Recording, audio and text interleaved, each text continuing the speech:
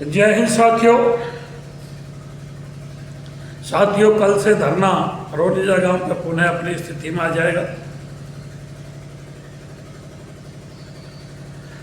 2-3 दिन के लिए धरना स्थगित कर दिया था, लेकिन मैं आप लोगों को बता देना चाहता हूं कि मोर जब नाचता है तो बहुत मस्ती में नाचता है, और नाचते नाचते जब पैरों की तरफ देखता है तो उसकी आंखों में आंसू आ जाते हैं। मैं भी अपने पैरों की तरफ देख रहा हूं। हालात क्या है कि जैसे 4 सांड थे, उनमें बहुत अच्छी दोस्ती थी, जंगल में खुला चरा करते थे। अगर कोई दुश्मन आता था तो चारों एक साथ आक्रमण करते थे। एक जंगल के राजा शेर ने देखा कि जब भी हम इनका शिकार करने चलते हैं तो चारों सांडों में एकता इतनी है कि चारों मुकाबला करते हैं। उस शेर ने सांडों के कानों में कानाफूसी करनी शुरू कर दी। देखो, तुम सूखी सूखी घास खा रहे हो, ये तुम में ज़्यादा ताकतवर है, ये हरी घास में खा रहा है। वो डेली कानाफूसी करता था, और उनमें जो है पहले 1 से 3 की दुश्मनी करवाई, उस एक को मार के खा गया। फिर जब 3 रह गए तो 2 की 1 से दुश्मनी करवाई, फिर 1 की 1 से करवाई, और लास्ट में चारों सांडों को मार करके खा गया। ये हालत आज किसानों की है। जैसे 4 सांड हैं, उसी प्रकार संगठन भी अनेक है, और कोई संगठन किसी का हितैषी नहीं है। आज कहने को तो है, लेकिन वास्तविक पटल पर दिखाई नहीं दे रहे हैं। हमारा दुश्मन मजबूत है, सरकार मजबूत है, मजबूत वोटों से बनकर सरकार आई है। क्षेत्र में कोई भी सत्ताधारी हमारे साथ नहीं है, सत्ताधारी संगठन का कोई भी पदाधिकारी हमारे साथ नहीं है, और साथियों किसान स्वयं अपने साथ नहीं है। जिनकी समस्या है वो भी हमारे साथ नहीं है। तो मोर वाली स्थिति हो रही है।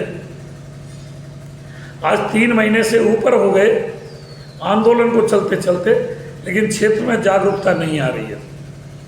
जिनकी समस्या है, जिनके आबादी नहीं बची है, जिन्होंने मुआवजा नहीं उठाया है, या जिनकी एक्सप्रेसवे में जमीन गई है, जगनपुर से लेके गोपालगढ़ तक, उनमें भी जागरूकता नहीं आ रही है।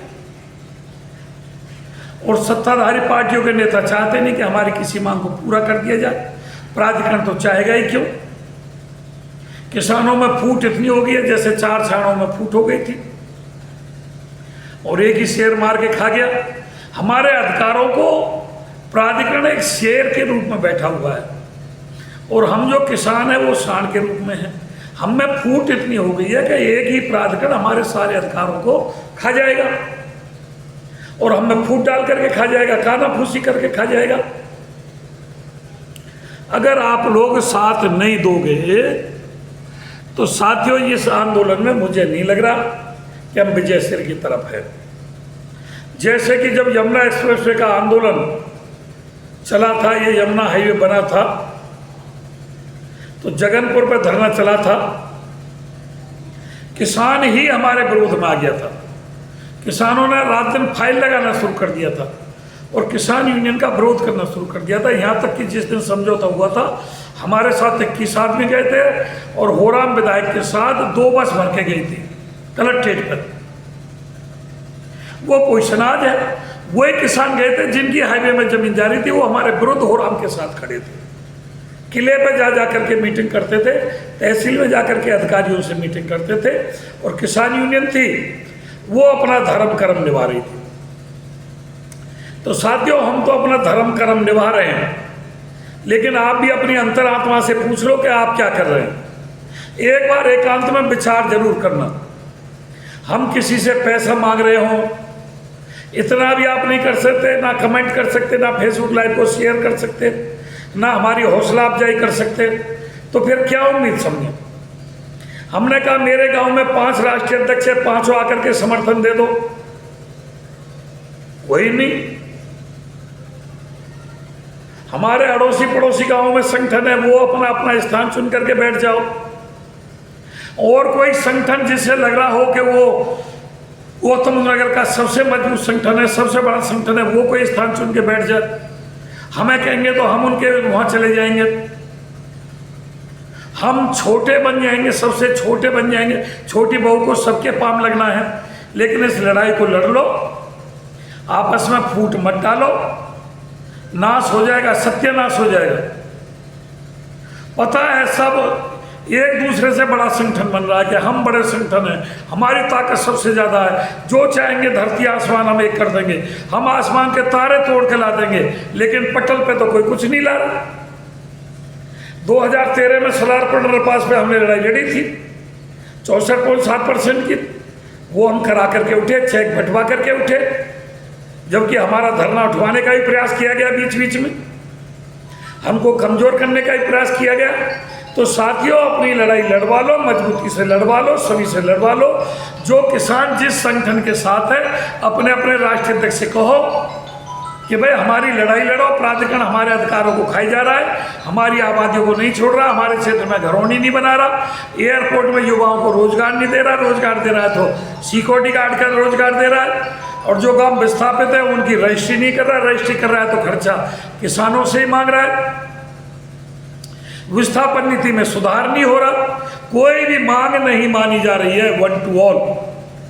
ना जो नया भूमि अधिग्रहण हुआ उसमें 20% जमीन आरक्षित कर रहा जो किसानों को वापस की जा सके, ना सर्किल रेट बढ़ा रहे, ना सही ढंग से नए भूमि अधिग्रहण को लागू कर रहे, और आगे